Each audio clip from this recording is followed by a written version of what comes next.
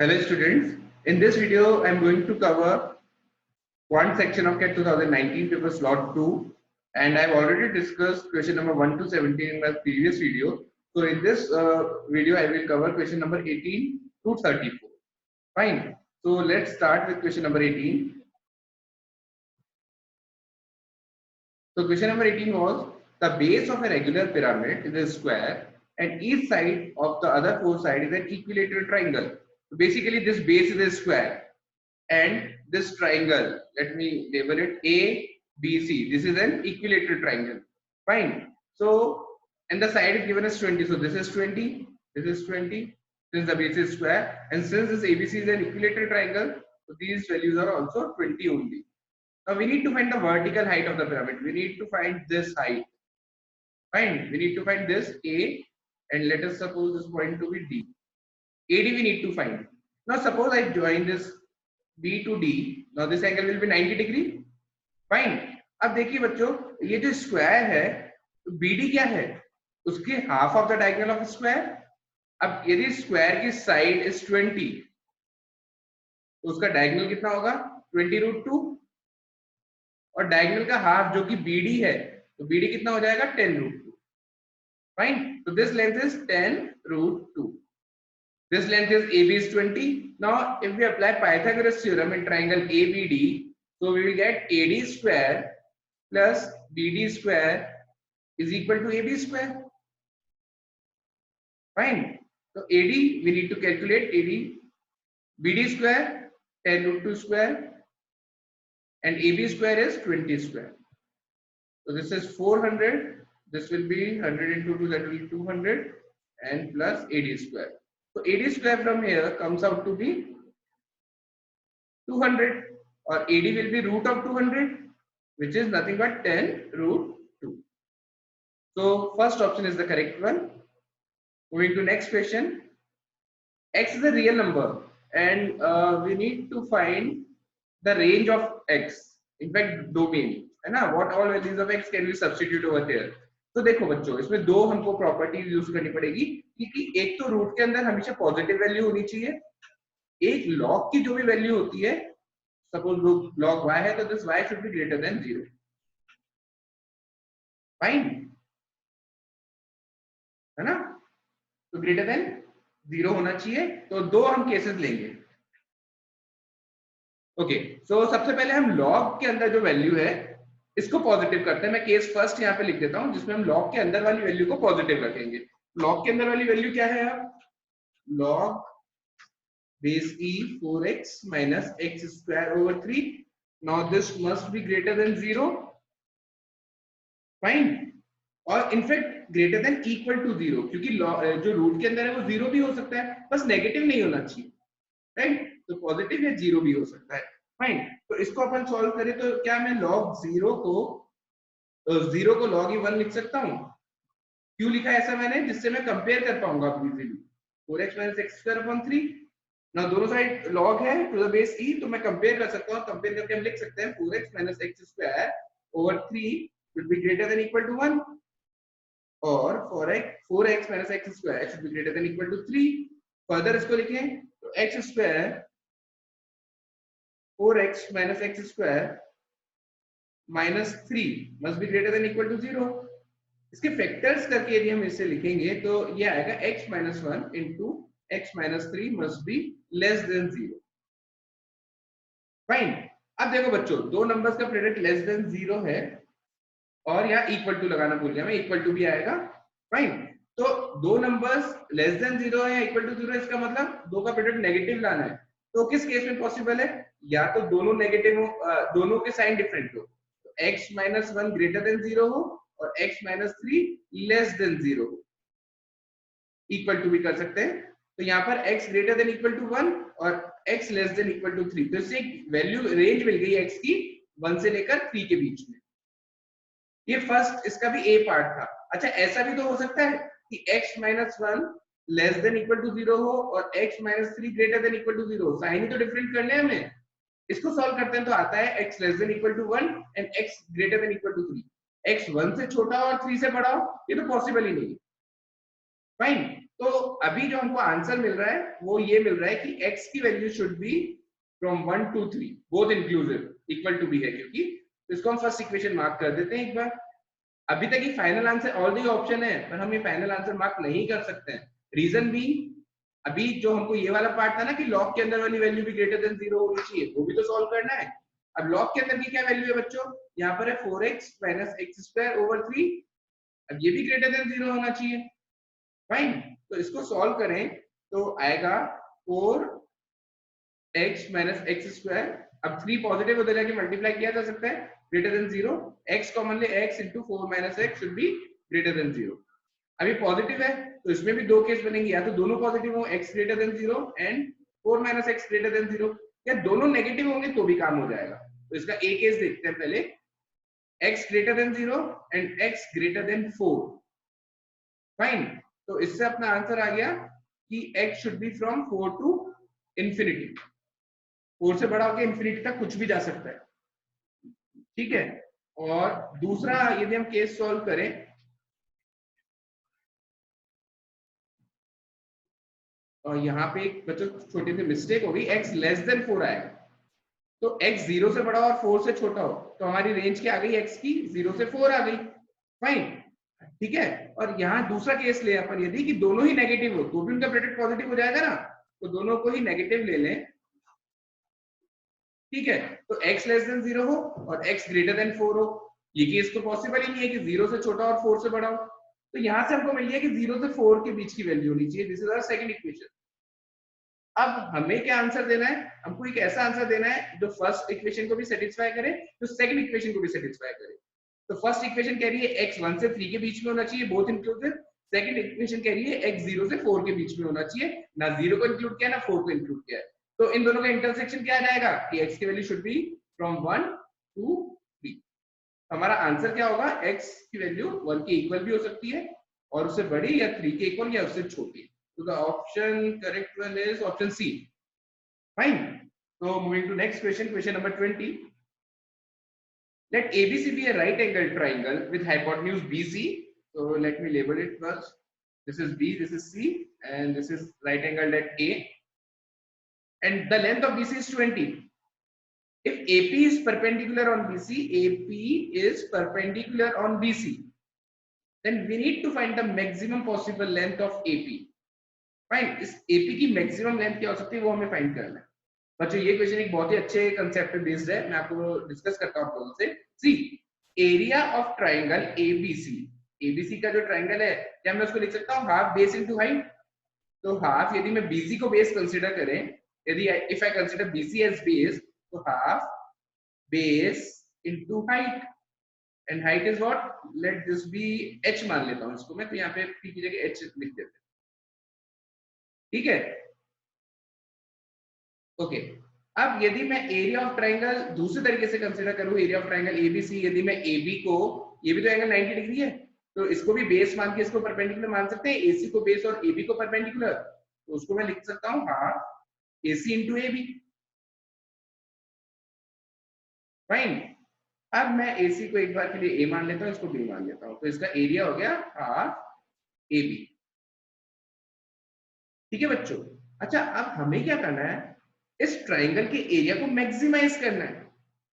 Triangle का area, अब यदि मैं इस ट्रायंगल एबीसी की बात करूं, यदि मेरे को हाइट को मैक्सिमाइज करना है, तो हाइट मैक्सिमाइज होगी तो एरिया ऑफ ट्रायंगल भी मैक्सिमाइज होगा, क्योंकि बेस तो फिक्स है, ठीक है। इसका मतलब मेरे को इस, यदि मैं इस पूरे एरिया ऑफ ट्रायंगल को मैक्सिमाइज कर दूं तो मेरे को एपी की मैक्सिमम लेंथ मिल जाएगी।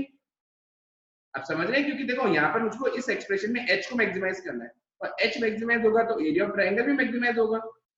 अब देखो, इस प्रोडक्ट को मैक्सिमाइज करना है हाफ एबी को, और ये एक बहुत इंपॉर्टेंट प्रॉपर्टी होती है नंबर की, कि दो नंबर्स का प्रोडक्ट तभी मैक्सिमम होता है जब वो दोनों नंबर आपस में इक्वल हो। फाइन, जैसे सपोज करो आपको दे रखा है कि the sum of two numbers is 10, इनका मैक्सिमम प्रोडक्ट क्या होगा, तो इनका मैक्सिमम प्रोडक्ट कितना होगा, 5 into 5 25 ही होगा। आप चेक कर सकते हैं जब दोनों को इक्वल वैल्यू दे दें। यदि मैं एक को 6 और एक को 4 मानूं तो 24 ही हो रहा है, एक को 8 और एक को 2 माने तो 16 ही हो रहा है। तो मैक्सिमम वैल्यू तब आती है दो नंबर्स के प्रोडक्ट की जब उन दोनों की वैल्यू सेम हो। तो दैट मींस कि ये जो एरिया, ये जो ट्रायंगल है, इसमें यदि ये साइड ए है तो मैं इसको भी ए ही मान लूं, तो ये तो आइसोसेलेस ट्रायंगल हो जाएगा, आइसोसेलेस राइट एंगल ट्रायंगल। ठीक है, तो उस केस में यदि ये भी a है ये भी a है, तो क्या मैं कह सकता हूं कि a square plus a square is equal to 20 square. तो यहां से आ गया 2a square is equal to 400, further a square is equal to 200 और a from here comes out to be 10 root 2। इसका मतलब ये वाली साइड कितनी है 10 रूट 2 है और ये वाली साइड भी कितनी है 10 रूट 2 है। बट हमें तो ये h बताना है, राइट? तो h बताने के लिए हम क्या कर सकते हैं, लेट दिस बी x, तो ये 20 माइनस x होगा। ठीक है बच्चों, तो एक इक्वेशन आ गई मेरी h, since this is perpendicular, तो I can again apply Pythagoras theorem, h square plus x, fine. और यहां से एक और इक्वेशन आ जाएगी मेरी in this from this triangle, h square plus 20 minus x का square is equal to 10 root 2 square. अब ये दोनों वैल्यू 10 रूट 2 के स्क्वायर के इक्वल है, इसका मतलब इन दोनों को कंपेयर किया जा सकता है। तो h square plus x square is equal to 20 minus x square plus h square, h square से h स्क्वायर, और यहां से वैल्यू आती है x square minus 20 minus x का whole square is equal to 0। Applying a square minus b square, तो ये देगा मुझे x minus 20 plus x into x plus 20 minus x should be equal to 0। अब देखो बच्चों ये वैल्यू तो 0 हो ही नहीं सकती, दिस इज 20 ओनली, तो यहां से हमको क्या मिल गया 2x minus 20 is equal to 0 और x की वैल्यू मिल गई 10। अब x की वैल्यू 10 मिल गई तो इस इक्वेशन में सब्स्टिट्यूट कर देते हैं, h square plus 100 is equal to 200। तो h from here comes out to be, next question, two ends a and b start from a point p on a circle at the same time। suppose ये है point p, यहां से उन दोनों ने start किया with a moving clockwise, a किस तरह से clockwise मूव कर रही है and b anti clockwise। they meet for the first time at 10 when a has covered 60% of the track। अच्छा देखो बच्चों, a ने 60% of the track, now when a has covered, सिखा okay fine, if a returns to p at 10:12, अब a यहां से वापस p तक कितने पे आ रहा है 10:12 में, इसका मतलब 12 मिनट्स और लगेंगे उसको p तक आने में, और डिस्टेंस कितना बचा है यहाँ पर 40%। तो इसका मतलब a 12 मिनट में 40% का डिस्टेंस कवर कर रहा है, जितना भी टोटल डिस्टेंस उसका 40% कवर कर रहा है। देखो 10 बजे यहाँ पर मिले थे, उसके बाद नेक्स्ट 12 मिनट्स में a यहाँ तक पहुंच गया p तक, इसका मतलब a ने इन 12 मिनट्स में 40% कवर कर लिया है। अच्छा, तो इससे a की स्पीड का आइडिया लगाएं, इसका मतलब पर मिनट a कितना कवर कर रहा होगा 1 मिनट में, 40/12 कवर कर रहा होगा, कितना परसेंट, फाइन। ठीक है, तो जब a ने 60% कवर किया होगा तो उसको कितना टाइम लगा होगा, देखो 40% करने में 12 मिनट लग रहे हैं, यूनिटरी मेथड यूज करें, 40% में 12 मिनट, ये मैं एक ही बात कर रहा हूं। तो जब वो 10 बजे यहाँ मिले थे तब तक वो 60% कवर किया था ना, तो 60% में कितना टाइम लगेगा 12/40 into 60, इसको सॉल्व करें अपन तो आएगा 18 मिनट्स। इसका मतलब a ने 18 मिनट्स तक ये 60% डिस्टेंस कवर किया है 18 मिनट्स में, फाइन। अब देखो यहां से ये तो a के बारे में हमने पढ़ा था अभी तक पूरा, अब b के बारे में पढ़ते हैं। b ने भी तो 18 मिनट में ये 40% कवर किया था, तो b ने इन 18 मिनट्स में, दोनों ने साथ में स्टार्ट किया था ना, और जब 18 मिनट्स में a यहाँ 60% कवर कर चुका है, उन्हीं 18 मिनट्स में b यहाँ तक आया है 40% कवर किया है, तो b ने 18 मिनट में किया है 40% कवर। अब b को कवर करना है 60%, तो कितना टाइम लगेगा, वापस से यूनिटरी मेथड यूज कर लेते हैं, 60% में टाइम लगेगा 18/40 into 60। Solving this, we will get 27 minutes। तो B अब कितने बजे तक T पर पहुंच जाएगा वापस, 27 मिनट्स आफ्टर 10, so 10:27 पर वो पहुंच जाएगा, ऑप्शन ए। ठीक है, ये इजी क्वेश्चन था, उसमें ज्यादा कुछ डिफिकल्ट नहीं था। Moving to next question, how many pairs mn of positive integers satisfy the equation m square plus 105 is equal to n square? See, m square plus 105 is equal to n square। क्या मैं इसको ऐसे लिख सकता हूँ, n square minus m square is equal to 105। Now applying a plus b into a minus b, a plus b into a minus b is equal to 105। Now this 105 can be written as product of two numbers. अब यदि हम 105 के factors करें तो 105 के factors आते हैं 1, 3, 5, 7. Fine. तो अब इनमें से एक वैल्यू देखो, मेरे को ये जो वैल्यूज आ रही है इनको डिस्ट्रीब्यूट करना है. किन-किन में डिस्ट्रीब्यूट करना है? n प्लस m में और n माइनस m में. ठीक है. एंड m और n both are positive integers, तो मैं कह सकता हूं कि n प्लस m की वैल्यू बड़ी होगी n माइनस m से हमेशा. तो जब मैं डिस्ट्रीब्यूट करता हूं तो एक बार यदि मैं n माइनस m को 1 अज्यूम करूं, फाइन, तो n प्लस m की वैल्यू क्या हो गई? ये तीनों का प्रोडक्ट 105. हाँ, तो ये पॉसिबल केस है. यदि मैं n माइनस m को 3 अज्यूम करता हूं तो n प्लस m की वैल्यू कितनी हो गई? यदि मैंने 3 अज्यूम कर लिया यहाँ पर तो n प्लस m की वैल्यू कितनी होगी? इन दोनों का product, that is equal to 35. In case I assume n minus m as 5, तो n प्लस m की वैल्यू कितनी आ जाएगी? 7 into 3, that is 21. In case n minus m is say 7, तो n plus m कितना हो जाएगा? 3 into 5, 15. फाइन. अब देखिए इनके आगे मैं और कोई वैल्यू अज्यूम नहीं कर सकता n minus m की, क्योंकि मैंने सिंगल सारी वैल्यूज ले ली है. अब इन केस मैं किसी दो का प्रोडक्ट लेता हूँ, जैसे सपोज मैं 3 और 5 का प्रोडक्ट लेता हूँ, तो वो केस हम पहले ही कंसीडर कर चुके हैं 15 वाला. इन case I tech product of 5 and 7, तो 35 वाला केस हम पहले ही कंसीडर कर चुके हैं. फाइन.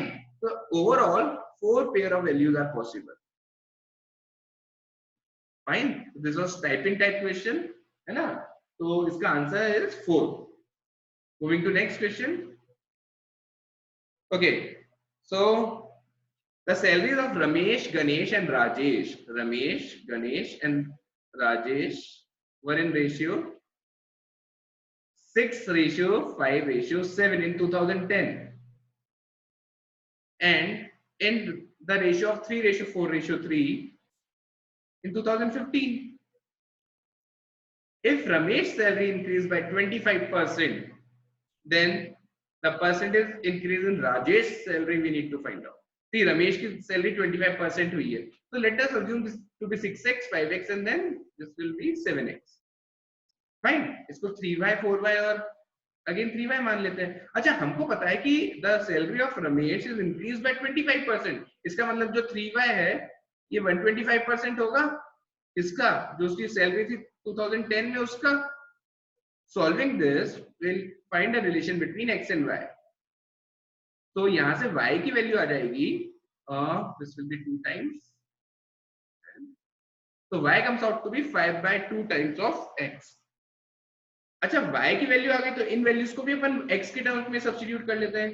तो 3 into 5/2 will be your 7.5x. fine. 4 into 2.5 will be 10x and this will again be 7.5x. Now in the question it is asked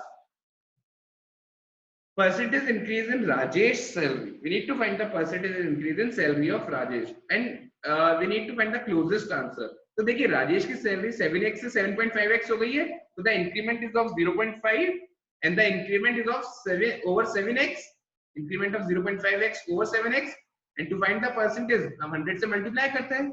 Solving this will get the answer to be 7.14%. This is nothing but 1/14 और 1/14 की आपको value याद होनी चाहिए. 100/14 is 7.14. Fine. So the answer, the closest answer will be option A, 7. Question number 24. Okay, a man makes complete use of 405 cubic cube of iron, 783 cc of aluminium and 351 cc of copper. Centimeter cube of copper to make a number of solid right circular cylinders of each type of metal. These cylinders have the same volume and each of these has radius 3. If the total number of cylinders is to be kept at minimum, the total number of cylinders is to be kept at minimum, then the total surface area of all these cylinders. Okay, ये बहुत important line है. The total number of cylinders is to be kept at minimum. Cylinders को minimum रखना है, तो उसके लिए हमको क्या करना पड़ेगा? जो उनकी वैल्यूज है, एक काम करें, इनका HCF ले लें. वॉल्यूम सेम भी तो है, ठीक है. तो हम वॉल्यूम को क्या अज्यूम करेंगे? जो इन तीनों का HCF आ जाए, HCF ऑफ 405, 783 एंड 351. फाइन. तो इन तीनों का यदि हम HCF कैलकुलेट करें तो I think the HCF will be 27. तो इसका मतलब जो 27 है वो एक सिलेंडर का वॉल्यूम है। तो फिर आयरन के टोटल कितने बन जाएंगे? आयरन की जो टोटल हमारे पास वॉल्यूम गिवन है वो है 405 और एक सिलेंडर 27 का है, तो कितने नंबर ऑफ सिलेंडर बन गए आयरन के? यहाँ से चेक करते हैं। तो 405 डिवाइड बाय 27, 405 को यदि हम 27 से डिवाइड करेंगे तो आंसर आएगा 15 सिलेंडर्स बने हमारे पास आयरन के। एल्यूमिनियम के कितने सिलेंडर्स बन गए? एल्यूमिनियम का वॉल्यूम था 783, उसको डिवाइड किया 27 से, तो दिस विल बी 29। और कॉपर के कितने सिलेंडर्स बने? तो कॉपर का वॉल्यूम वाज 351, उसको डिवाइड किया हमने 27 से, क्योंकि एक सिलेंडर का वॉल्यूम हमने HCF माना है इनका 27, तो कितना आ जाएगा? यहाँ पर सॉल्व करेंगे तो I think this will be 13। तो इन टोटल हमारे पास कितने सिलेंडर आ चुके हैं? 15 plus 29 plus 13, fine. And 15 plus 29 is अपना 44 plus 13 is 57 cylinders in total we have. हमारे पास टोटल 57 सिलेंडर्स बन चुके हैं, ठीक है।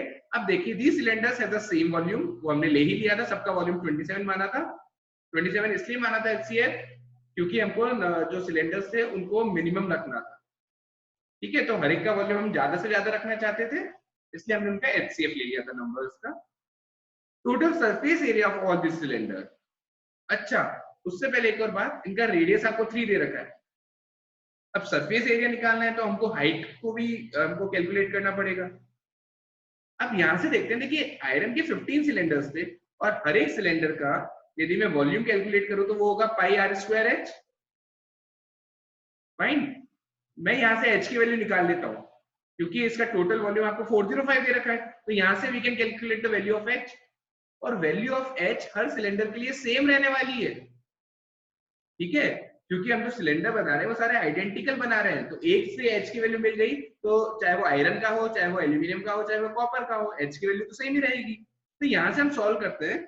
यदि मैं इसको सॉल्व करूं तो देखते हैं कितना आएगा। 15 इंटू पाई की वैल्यू अभी सब्सटीट्यूट नहीं करते हैं, आर की वैल्यू इज 3, तो r square will be 9 into h is equal to 405। तो यहाँ से अपनी एच की वैल्यू आ गई 405 ओवर 135 पाई, और इसको मैं सॉल्व करूंगा तो ये 3 टाइम्स में कैंसिल हो रहा है, तो h will be 3 upon pi. ये हमारी h की वैल्यू आ चुकी, फाइन। अब देखो h जो आयरन के सिलेंडर के लिए है वही वो एल्यूमिनियम के सिलेंडर के लिए रहेगा, वही वो कॉपर के सिलेंडर के लिए रहेगा, 3 अपॉन पाई, ठीक है। और हमको r की वैल्यू भी पता है तीनों के लिए, तो now we can calculate the surface area of all the cylinder. Total कितने सिलेंडर्स थे? 57। एक सिलेंडर का सरफेस एरिया कितना होगा? सरफेस एरिया का फॉर्मूला होता है बच्चों pi R square H plus 2 pi R square, fine. So 2 pi R square plus 2 pi R H. Just give me a second, यहाँ पे थोड़ा टाइपिंग एरर हो गया है। हाँ देखो, जो सिलेंडर होता है उसका सरफेस एरिया एक बार डिस्कस कर लेते हैं कैसे होता है। तो जो सिलेंडर होता है उसका सरफेस एरिया कैलकुलेट करने के लिए देखो, दो तो ये सर्कुलर सरफेस होते हैं, इनका सिलेंडर इनका एरिया होता है पाई आर स्क्वायर, तो दो का हो गया 2 पाई आर स्क्वायर, फाइन। और जो उसका कर्व सरफेस एरिया बचा वो होता है 2 पाई आर एच, तो इसका टोटल सरफेस एरिया हो गया 2 pi R square plus 2 pi R H, ठीक है। अब यहाँ पर यदि हम वैल्यू सब्स्टिट्यूट करें 57 इंटू, यहाँ से कुछ कॉमन आ रहा है अंदर से, 2 कॉमन आ रहा है, पाई कॉमन आ रहा है और आर भी कॉमन आ रहा है, ये कॉमन ले लेते हैं। तो 2 पाई आर कॉमन लिया तो यहाँ बचा आर प्लस एच, ठीक है। और इसको सब्स्टिट्यूट कर देते हैं हम value, 57 into 2 is 104 into 3 pi and r is 3 and h is 3 over pi, fine. तो इसको यदि अपन सॉल्व करेंगे तो we'll get the answer as 1026 1 plus 5, तो सॉल्व करने पे आ जाए, fine. So the correct answer is option D, 1026 1 plus 5. Moving to next question, question number 25. The quadratic equation x square plus bx plus c has two roots 4a and 3a, where a is an integer. A is an integer. Which of the following is possible value of b square plus c? Now see, this is x square plus bx plus c. In case हम इसको standard equation जो होती है, quadratic equation की standard form होती है, उससे compare करें, उसकी फॉर्म होती है x square minus sum of roots, जो भी रूट्स होते हैं उनका sum into X plus product of roots is equal to 0। तो यदि हम कंपेयर करें तो देखो sum of roots minus times sum of roots कितना आएगा b, और प्रोडक्ट ऑफ रूट्स कितना आना चाहिए c। ठीक है, इससे कंपेयर करें तो c क्या होना चाहिए, प्रोडक्ट ऑफ रूट होना चाहिए, और b की वैल्यू कितनी होनी चाहिए माइनस सम ऑफ रूट्स। तो b की वैल्यू यहां से कितनी आ गई माइनस सम ऑफ रूट्स कितना है, एक रूट था 4a एक था 3 है, तो सम ऑफ रूट्स हो गया 4a प्लस 3 है, और b की वैल्यू इज माइनस ऑफ 7 है। Now c is product of root, तो c की वैल्यू कितनी हो जाएगी यहां से 4a into 3a, तो 3 is c is 12a square। Now we need to find b square plus c। b square कितना हो जाएगा 49a square and c is 12a square। तो जो भी हमारा आंसर होना चाहिए वो 61a square की फॉर्म का होना चाहिए। अब हमसे ऑप्शन में से ही पूछा गया था, तो let us assume 61a square is equal to 3721। 61a square is equal to 3721। यहाँ a इंटीजर है बच्चों, तो a स्क्वायर की वैल्यू इसको सॉल्व करने में आएगी 61। अब a स्क्वायर 61 है तो a तो इंटीजर आ ही नहीं सकता, तो ये ऑप्शन तो रॉन्ग होगा। तो 61a स्क्वायर को यदि हम 549 अज्यूम करते हैं तो यहाँ से a स्क्वायर की वैल्यू आ गई 9, तो एक इंटीजर हो सकता है जिसकी वैल्यू 3 हो सकती है। फाइन, a की वैल्यू कितनी आ जाएगी 3। ठीक है, तो यहाँ पर ये वैलिड है, एक इनफैक्ट प्लस माइनस 3 आप कह सकते हैं। ठीक है, तो ये केस पॉसिबल है। मैं आगे वाले फिर भी चेक कर लेता हूँ। 61a स्क्वायर इक्वल टू 361 है, तो ये तो वैसे ही आपका पॉइंट्स में आ रहा है, 361 अपॉन 61 तो वैसे ही आपको पॉइंट्स में आएगा, तो ये तो a स्क्वायर की वैल्यू हो ही नहीं सकती, इंटीजर आ ही नहीं सकता यहाँ से। And in case 61a square is equal to 427, तो a square from here comes out to be 7। इससे भी आपको a इंटीजर नहीं मिलेगा, तो द ओनली ऑप्शन जहां से आपको a की वैल्यू इंटीजर मिल सकती है is option B 549, the correct answer. Okay, so moving to question number 6, 26. In a 6-digit number, 1, 2, 3, 4, 5, 6-digit number, that is the 6, that is the rightmost digit, ये वाला, is sum of the first 3 digits. ये first 3 digits का sum है। चलो ठीक है। The 5th digit is sum of the first 2 digits. ठीक है, ये जो नंबर है, ये जो डिजिट आएगा, ये फर्स्ट 3 डिजिट का सम होगा, ये फर्स्ट 2 डिजिट का सम होगा। The third digit is equal to the first digit। अब मैं फर्स्ट डिजिट को a अज्यूम कर लेता हूं, तो ये भी a है। The second digit is twice the first digit, ये 2a हो गया, है ना। फोर्थ डिजिट इन दोनों का सम है, तो पहले ये दोनों लिख लेते हैं। अब सिक्स्थ डिजिट क्या था, इन तीनों का सम, इन तीनों का सम मतलब 4a हो गया। फिफ्थ डिजिट क्या था, फर्स्ट इन दोनों का सम, इन दोनों का सम है तो ये 3a हो गया। And fourth digit is the sum of fifth and sixth digit, इन दोनों का सम है फोर्थ डिजिट, तो ये हो गया 7a। Then the largest possible value of fourth digit is, इसकी लार्जेस्ट पॉसिबल वैल्यू क्या हो सकती है। अब देखो ये 7a कुछ भी हो, ये होना तो सिंगल डिजिट चाहिए। ठीक है, इसकी वैल्यू 9 से बड़ी तो 10 तो ले नहीं सकता, क्योंकि वो 2 डिजिट हो जाएगा, तो इसकी मैक्सिमम वैल्यू 9 हो सकती है। पर 9 से तो यहाँ a की वैल्यू इंटीजर आएगी ही नहीं। यदि मैं 7a को 8 लेता हूं तो भी इंटीजर नहीं मिलेगा a की वैल्यू, है ना। और यदि मैं 7a को 7 लेता हूं तो यहाँ से a की वैल्यू 1 आ गई, और यहाँ से मैक्सिमम वैल्यू इसकी मिल गई मुझे 7। फाइन, हमें केवल इतना से ध्यान रखना था इस क्वेश्चन में कि जो भी डिजिट्स है ना, ये पॉइंट्स में नहीं आ सकती, और ये सारी सिंगल डिजिट है। ठीक है, सिंगल डिजिट है, तो जो इस फोर्थ पोजीशन वाले की मैक्सिमम वैल्यू हो सकती है, that can be 7 only. Fine, so I think ये क्लियर होगा। Moving to next question, question number 27। Okay, based on profit and loss, Mukesh purchased 10 bicycles in 2017, all at the same price. He sold 6 of these at a profit of 25% and the remaining 4 at a loss of 25%. If he made a total profit of 2000, ये जो भी transaction हुआ है उसमें उसको total profit कितने का हुआ है 2000, तो हम अज्यूम करते हैं एक साइकिल की कॉस्ट प्राइस को x मान लेते हैं। 10 साइकिल की टोटल जो सीपी रही होगी कितनी हो गई होगी 10x, और उसको 2000 का प्रॉफिट हुआ है, तो प्रॉफिट इज 2000, तो जो टोटल एसपी आएगी वो कितनी होगी, सीपी प्लस प्रॉफिट, तो 10x प्लस 2000, ये टोटल एसपी रही होगी आपकी। फाइन। अब एक बात बताइए बच्चों, जो 6 साइकिल्स थी उस पे तो प्रॉफिट हुआ है उसको, तो इन 6 साइकिल पे कितना प्रॉफिट हुआ है? 25% का। तो ये जो 6 साइकिल थी इनकी कॉस्ट प्राइस इतनी थी और 25% का प्रॉफिट है, इसका मतलब 125% में सेल किया है। ठीक है, तो इतना एसपी आया होगा उसके पास, सेलिंग प्राइस इतना रहा होगा। और जो 4 बाइसाइकिल है, रिमेनिंग 4 है, उनकी सीपीए है और उस पर उसको लॉस हुआ है कितने का? 25% का। तो इनको कितने में सेल किया होगा? 0.75, 75% में सेल किया होगा, तभी तो लॉस हुआ है। और ये दोनों मिलाकर आपकी टोटल एसपी हो गए। फाइन। इसको सॉल्व कर रहे हैं तो 7.5x plus this will be आपका 3x is equal to 10x plus 2000 और यहां से x will come out to be 4000. Solving this equation you will get the value of x to be 4000. तो दोबारा रिपीट कर देता हूं, हर एक साइकिल की कॉस्ट प्राइस x मानी थी, तो 6 साइकिल की कॉस्ट प्राइस कितनी होगी? 6x। पर इन पे तो उसको 25% का प्रॉफिट हुआ है, तो उसमें सेल कितने में की होगी? 125% ऑफ 6x में। 125% को मैंने लिख दिया था यहाँ पे 1.25। तो रिमेनिंग 4x की कॉस्ट थी 4 साइकिल्स की, उस पे उनको लॉस हुआ है 25% का। 25% का लॉस मतलब इन्होंने 75% में बेचा होगा, तो उसके लिए अपन ने यूज कर दिया था 0.7। Fine, so the correct answer is 4000 rupees.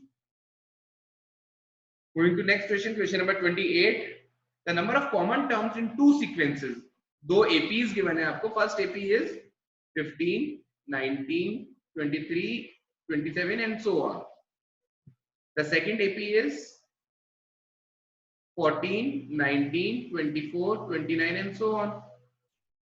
You need to find the number of common terms. अब देखिए common terms कैसे निकालेंगे. यहाँ पे first common term हमें आपको 19 मिल गई. अब नेक्स्ट कॉमन टर्म कहाँ आएगी? देखो यहाँ पर कॉमन डिफरेंस चल रहा है 4 का फर्स्ट एपी में, या सेकंड एपी में कॉमन डिफरेंस चल रहा है 5 का। तो जो नेक्स्ट कॉमन टर्म हमको मिलेगी वो मिलेगी LCM of 4 and 5 with the common difference of 20। कहने का मतलब जो नेक्स्ट कॉमन टर्म होगी वो 19 के बाद 20 के डिफरेंस पर आएगी। एक बार चेक भी करते हैं, यहाँ 4 से इंक्रीज करते हैं तो 31, 35, 39। यहाँ पर चेक करते हैं, यहाँ पे डिफरेंस ऑफ 5 तो 34, 39। तो नेक्स्ट कॉमन टर्म हमको कौन सा मिला? 39 with the common difference of 20 from first term. ठीक है बच्चों, तो इस तरह से यदि हम देखें तो फर्स्ट टर्म मुझे जो कॉमन है वो मिल गई 19। अब मेरे को कब कॉमन टर्म मिलेगी? आफ्टर अ डिफरेंस ऑफ 20 मेरे को कॉमन टर्म्स मिलती रहेंगी। अब यहाँ पे लिमिटिंग फैक्टर क्या है? ये एपी जा रही है 464 तक और ये एपी जा रही है 415 तक। तो एक बात बताइए बच्चों, 415 के बाद तो कोई कॉमन टर्म हमको मिलेगा ही नहीं। तो एक काम करते हैं ना, हम इसे ही nth टर्म मान लेते हैं कि ये हमारी लास्ट टर्म है जहां तक हमको कुछ कॉमन मिल सकता है। Now the value of an is 415 using the formula of ap। an, एक बार नोट भी कर देता हूं मैं formula. an is a plus n minus 1 times d।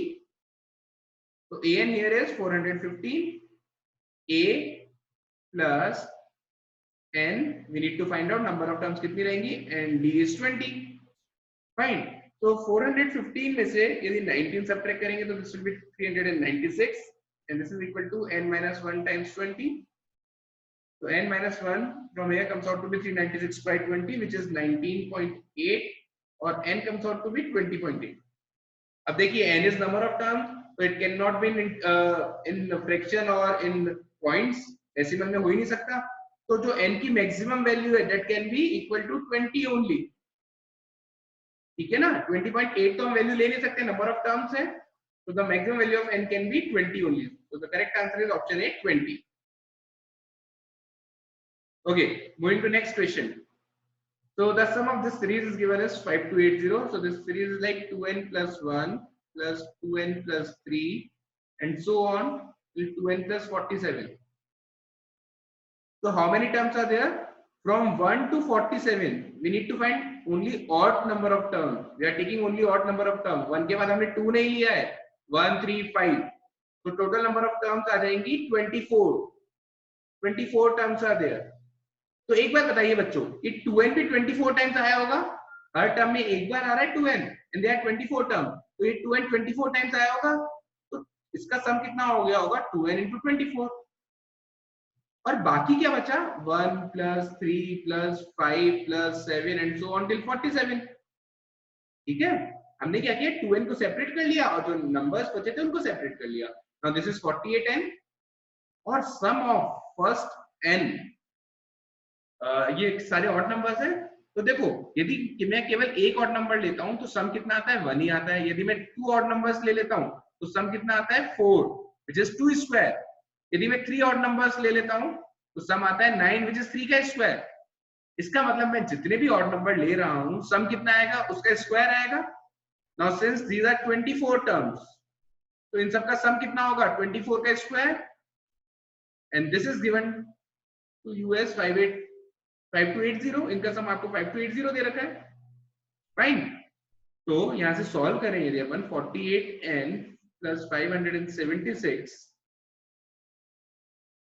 is equal to 5280, 48n from here comes out to be 4704 divided by 48 will give you the value of n, so n will be 98।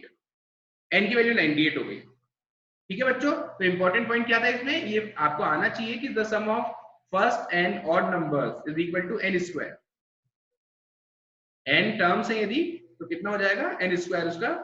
मैं एक और लेके दिखाता हूं, यदि मैं 4 terms लेता, देखो फर्स्ट सेकंड थर्ड 4 चार ऑड टर्म्स लिए मैंने तो इनका आंसर, इनका सम कितना आएगा 16। You can check 1 + 3 is 4 + 5 is 9 + 7 is 16। तो हम जितनी ऑड टर्म्स लेंगे सम उनका कितना होता है उसी का स्क्वायर हो जाता है। तो हमने 24 ऑड टर्म्स ली यहाँ पर तो सम कितना होगा 24 का स्क्वायर।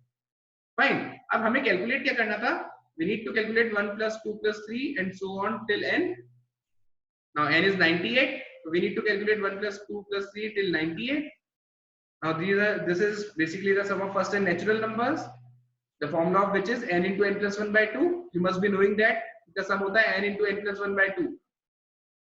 इधर सम हो जाएगा n into n + 1 by 2 and solving this you will get 4851 as answer। so this was typing type question, तो इसका आंसर आएगा 4851। इजी क्वेश्चन था बच्चों, बेसिक प्रॉपर्टीज पे बेस्ड था। Moving to question number 30। The strength of a salt solution is P% if 100 milliliter of solution contains P grams of salt। तो इन्होंने यहाँ डिफाइन किया है, यदि मैं बोलता हूँ कि P% सॉल्यूशन है, इसका मतलब 100 मिलीलीटर में P% क्या है, P ग्राम क्या है, सॉल्ट है एंड बाकी रिमेनिंग इज वाटर। तो each of 3 vessels A, B, C इनमें 500 मिलीलीटर है, तो A में 500 मिलीलीटर है, B उसमें भी 500 मिलीलीटर है and C also contains 500 milliliter of salt solution। पर इसमें स्ट्रेंथ अलग अलग है। इसमें सॉल्ट कितना था 10%, तो 10% ऑफ 500 इज 50 सॉल्ट था और वाटर कितना होगा फिर 450 वाटर होगा। यहाँ पर सॉल्ट कितना था 22%, डी में 22% था, तो 22% ऑफ 500 इज 110, तो 390 आपका वाटर होगा। यहाँ पर सॉल्ट था 32%, 32% इज बेसिकली 160, तो आपका वाटर होगा 340। अब आगे क्या हो रहा है, now 100 milliliter of the solution in vessel A is transferred to B। एक बार मैं यहीं रुक जाता हूँ। 100 मिलीलीटर का सॉल्यूशन हमने यहाँ से निकाला और उसको B में ट्रांसफर किया। तो देखो बच्चों ऐसा 100 मिलीलीटर मतलब मैंने इस सॉल्यूशन का 20% निकाला है, 20% हो गया, 100 आउट ऑफ 500 इज 20%। तो इसका मतलब सॉल्ट का भी 20% जाएगा और वाटर का भी 20% जाएगा। तो यहां से यदि 20% चला गया, इसका मतलब 10 तो सॉल्ट चला गया और इसका 20% होता है 90, तो 90 ये चला गया। तो अब ए में बचा सॉल्ट 40 और ए में बचा वाटर 360। और ये गया कहां पर है बी में, तो बी में अब 10 सॉल्ट और आ गया और बी में अब 390 अपना क्या आ गया है वाटर। तो बी में अब टोटल सॉल्ट हो गया 120 और ये हो गया है 480। फाइन, यहां तक हमने कर लिया है। उसके बाद आगे देखते हैं क्या है। Then 100 milliliter of the solution in vessel B is transferred to C। अब B से 100 निकाल के C में ट्रांसफर किया गया, ठीक है। अब देखो बच्चों B से यदि अपन 100 निकालेंगे तो B में टोटल कितना है 120 ये है और 480 ये था, ठीक है। तो अब जब B से 100 जाएगा तो जिस रेशियो में सॉल्ट और वाटर प्रेजेंट है, ये किस रेशियो में प्रेजेंट है? 1:4 में प्रेजेंट है ना, तो 1:4 में ही जाएंगे। तो 100 में से 20 आपका क्या जाएगा? सॉल्ट, और आपका 480 कितना जाएगा? आपका वाटर जाएगा। ये एक बहुत इंपॉर्टेंट कंसेप्ट होता है कि जिस भी रेशियो में चीजें प्रेजेंट होती है उसी रेशियो में वो बाहर भी निकलती है। तो जब आपका सॉल्ट और वाटर 1:4 में प्रेजेंट था, तो जब मैं 100 टोटल विड्रॉ कर रहा हूं, तो 100 का 1 आउट ऑफ 5 पार्ट्स आपका सॉल्ट जाएगा और 4 आउट ऑफ 5 पार्ट्स आपका वाटर जाएगा। तो जब यहाँ से 20 चला गया, तो अब यहाँ पे सॉल्ट बचा है 100 और यहाँ पर अब आपका वाटर बचा है 400। ठीक है, अब देखो 500 में 100 आया था यहाँ से, फिर 100 वापस चला गया, तो वापस से 500 ही रह गया, और ये गया है अब सी में। तो सी में जब 20 सॉल्ट और आ गया, तो सॉल्ट हो गया 180 और 80 वाटर और आ गया, तो वाटर हो गया अब टोटल आपका 420, अब टोटल 600 हो गया यहाँ पर। ठीक है, हो गया टोटल 600। अब क्या कर रहे हैं? Finally 100 ml of the solution in vessel C is transferred to vessel A. अब देखो बच्चों, यहाँ पर ये किस रेशियो में प्रेजेंट है? यदि मैं इसको कट करूं 360 से, तो दिस इज 3:7, सॉरी। तो जब हम 100 विड्रॉ कर रहे हैं, तो वो भी 3:7 में ही जाएगा। तो 30 अपना चल जाएगा सॉल्ट और 70 अपना चल जाएगा वाटर। अब यहाँ पर वाटर कितना रह चुका है? 420 में से 70 गया 350, और सॉल्ट रह चुका है 150, टोटल 500 हो गया। और ये 30 जाएगा कहां पर? अब ए में। तो ए के पास अब कितना हो गया है? 70 तो सॉल्ट हो गया है, और 70 आपका ये आया है वाटर, तो 430 वाटर हो गया, टोटल हो गया के पास अब 500। Now the question is the strength in percentage of resulting solution in vessel A. Vessel A में अब salt कितना परसेंट है? तो salt तो अब 70 हो गया है, आउट ऑफ 500 का सॉल्यूशन है, तो इसको परसेंटेज वाइज देखे तो दिस इज नथिंग बट 14%। तो बच्चों आई होप ये क्लियर होगा आपको। द इंपॉर्टेंट कंसेप्ट इज जिस भी रेशियो में दो चीजें प्रेजेंट होती हैं, सपोज ये 2:5 में प्रेजेंट है और मैं 70 लीटर्स विड्रॉ कर रहा हूं, तो ये 2:5 में ही जाएगी, तो 20 ए टाइप का जाएगा और 50 बी टाइप का जाएगा। ये इंपॉर्टेंट कंसेप्ट है जो आपको समझना था इस क्वेश्चन से। Moving to next question. Okay, so next question is 5 raised to power x minus 3 raised to power y is given as 13438, and 5 raised to power x minus 1 and 3 raised to power y plus 1 is this much. So can I write this as 5 raised to power x upon 5? है ना, ये 1 power है, ऊपर जाके minus हो जाएगी। This can be written as 3 into 3 raised to power y. ये दोनों बेस सेम है तो पावर ऐड हो जाएंगी, and this is equal to 9686। ना एक काम करते हैं बच्चों, 5 की पावर x को अपन a अज्यूम कर लेते हैं और 3 की पावर y को अपन b अज्यूम कर लेते हैं। तो एक इक्वेशन है अपने पास a minus b is equal to 13438, ये वाली इक्वेशन। और एक इक्वेशन यहां से आ गई अपने पास a upon 5 plus 3b is equal to 9686। इसको फर्दर सॉल्व करें तो a प्लस 15b और 5 से जब मैं इसको मल्टीप्लाई करूंगा तो ये आएगा 48430। और एक इक्वेशन थी अपने पास a minus b is equal to how much? 13438। ठीक है, इन दोनों को सब्ट्रैक्ट कर देते हैं। सब्ट्रैक्ट करने से क्या होगा? हमको b की वैल्यू मिल जाएगी। यहाँ 16b आ गया, sorry, and this is equal to 34,992। b from here comes out to be 2187 on solving। ठीक है, मैं सॉल्व करना शो नहीं कर रहा हूं, आप वो कर सकते हैं सिंपली कट करके। ठीक है, now b was 3 raised to power y is equal to 2187 can be written as 3 raised to power 7। on comparing you will get y as 7 और y की वैल्यू 7 है। तो अब यहां से हम क्या कर सकते हैं? b की वैल्यू यदि हम यहां से 2187 सब्स्टिट्यूट कर दें यहाँ पर, तो a will be 13438 प्लस 2187। इसको सॉल्व करेंगे तो आप आएगा 15625। Now a was what? a was अपना 5 की पावर x, तो 5 की power x is equal to 15625 can be written as 5 raised to power 6। तो x from here comes out to be 6। हमसे पूछा गया था the value of x plus y, तो x plus y is 6 plus 7, so 6 plus 7 is 13 is the correct answer। This was again type int वाला question, तो इसका answer होगा 13। Moving to next question, Amal invests 12,000 at 8% interest compounded annually and 10,000 at 6% interest compounded semi-annually. देखो बच्चों, पहले इतने part पे रुक जाता हूं.